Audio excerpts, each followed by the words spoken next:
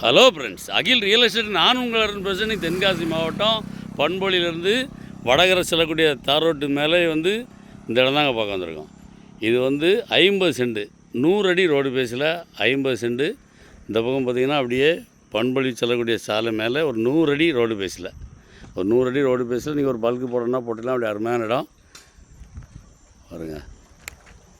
தார் ரோட்டு மேலே 100 அடி ரோடு பேஸு ஒரு பல்க்கு போடுறதுக்கு அருமையான இடம். இந்த பக்கம் பார்த்திங்கன்னா பண்பொழி ஊர் இருக்குது. பண்பொழி நல்ல பெரிய ஊர். அதுக்கு அருகாமையில் இப்படியே பார்த்திங்கன்னா வடகரோடைய அச்சம்பூர் போயிடலாம்.